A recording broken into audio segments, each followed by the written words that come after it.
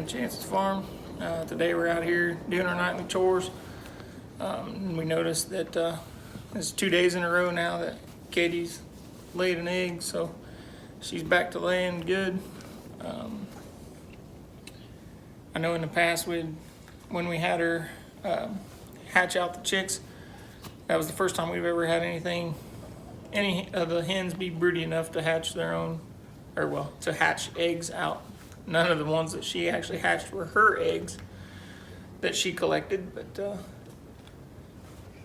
we did a little bit of reading to see, like, after they hatch them out, roughly how long before they start laying again, and a lot of that we were reading was saying a month, and it hadn't been a month yet, and she's already laying. So I think she's laid 3 altogether. yeah, she's laid 3 eggs already. So,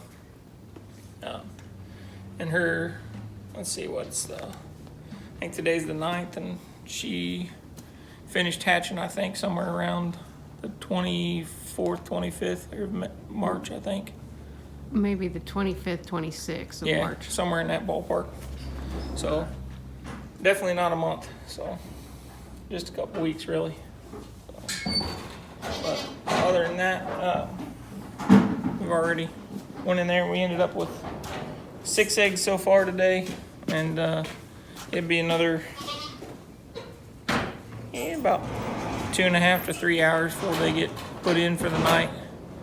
So there's a chance for another egg or 2 by then. So we'll take you over here and check in on the new chicks that we got yesterday. Just kind of see how everybody's doing. So, yeah, last night when it was time to feed, we just brought the girls out here and had them get in here and feed the chicks, but didn't tell them. So they were like, "Where did those come from?"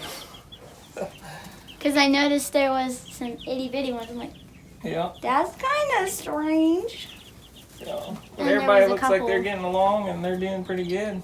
And I also noticed there was a couple that were a little different than the other ones. Yep, there's a few that are a little different, but they're getting along pretty good. Like that one right there's a little bit smaller than the one right at the edge of the Well, heat. that's thing. because Yeah, that's he's one of we the bought. ones. And then Yeah. that one right there is one that we've hatched out. Yeah. So, but they're all getting along. They're close enough in age that they don't know the difference. But for the most part, the little ones have stopped going underneath Yeah, the flat heater, There's 2. and they've gone underneath that nesting box below. And they seem to like the heat lamp instead of the flat heater. The flat heater is something new to us. This is the first batch of chickens we've used it on. We've always used the red heat lamp in the past. Had very good luck with it. And they also say the red helps with their feather production, is what we had been told in the past. That's why we actually started buying it. I never really investigated it enough to find out if that was true or Wisdale or what, but it's worked for us, so there was no reason for me to second guess it, I guess. But so far we've got quite a few in here, doing good. You said what, 13? I think there was Between 8 come out of the incubator, 5 come out from underneath Katie, and then 8 more. 8 that we bought yesterday, because we actually went in there just for chicken feed. Brittany told the lady 5, and as she was pulling them out, she was actually ended up grabbing them like 2 at a time. So when she did the third one, which would have been number 5, she's like, "Which one of these 2 do you want?" And I'm like, "Well, you already got them in your hand. Just put them in the box. What's one more at that point?" So we ended up with 6 of those, and then 2 of the others, just because I'm a big softie, and there was the last 2 that was in that pen, and they were the older of the chicks at the Tractor Supply anyway, so And I think they're even older than the ones that we hatched out. they sure look like it. Because they got more, if you can tell, like this one that's right there is one of them, and the one beside it that's black is one that we've hatched out, and the gray one beside is another one that we hatched out in. They have more feathers coming or growing out compared to the ones that we hatched out. So yeah, so we'll see. Now it's just a waiting game till they start growing enough that we can tell them apart. I never really got into the being able to sex them. I just wait until I can mostly figure it out. The first one that we've had that really kind of threw us for a loop was Penguin.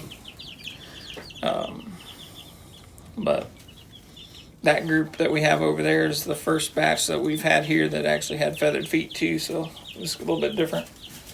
We've always raised, well, we started out with Rhode Island Reds, then we went to Barred Rocks, and then this last batch that we hatched out were from a friend of ours that were Well Summers and Buff Orpington. Buff Orpington mixes. So then from there we added the Australorps and then the two black copper Marins, and then there's a couple of the Red Rangers are actually still in there too from last year's meat bird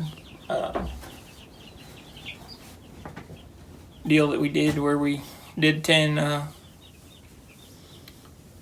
Cornish Cross versus the 10 Red Rangers. So, and we actually kept 2 of the hens out of the Red Ranger back. And a couple of them, of the chicks that hatched, were from the Red Rangers, even because they got a little bit of red, brownish color on them with the black. So, yeah, and we raised a batch of Red Rangers a couple of years ago. We actually happened to be up at a farm show up in Fort Wayne and was talking with the a gentleman at the Purdue Ag booth, and he said that he really liked the Freedom Rangers, and said they didn't have near the health issues as your Cornish Cross because they don't grow as quick. I would tend to agree with that. I mean, they don't grow near as quick, obviously, because last year during our challenge, I mean, we took the first batch that we did of meat birds was the Cornish Cross versus the Red Rangers, and we were, if I remember right off the top of my head, we were at 9 weeks for the Cornish Cross, and we took the Red Rangers out of 11, I think, at least. Maybe 12, yeah. And there was a difference between, the feed was, we were giving them the same feed, everything, all the conditions were the same. The Red Rangers tended to eat more feed, and carcass size at the end of the day was the maybe Cornish Cross was so the Cornish Crosses were averaging like 6 pound carcass versus the Red Rangers were ending at about a 4.5 pound carcass, if I remember, 4 to 4.5 pounds. So I mean, you're talking almost 1.5 pounds to 2 pound difference, and they went out another week or two, and I think 2 to 3 weeks. I think it took another either 1 or 2 of the 50-pound bags of feed to get them there. Meat feed. And that was even, we were offsetting the feed by even rotating them through the chicken tractors out there. So they were moving, initially when we first got them out there, they were moving once a day. And as they got bigger, they were ended up moving twice a day at a minimum. Sometimes even more than that if we were available, and we noticed, just depending on the grass growing. But, I mean, that grass out there in that area was growing. At that time, it was growing enough that I was still mowing after them.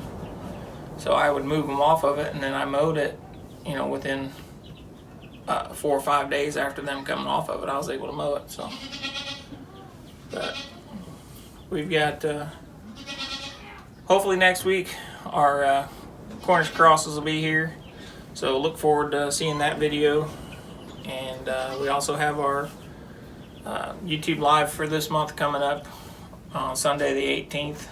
It'll be at 7 p.m. So if you're available, try and catch us on that. It'll be a question and answer, and then as usual we'll also talk about some of the things we got coming up and what we got going on around here that sometimes we film and sometimes things just need to get done and you don't really have time to get a camera out there on it. So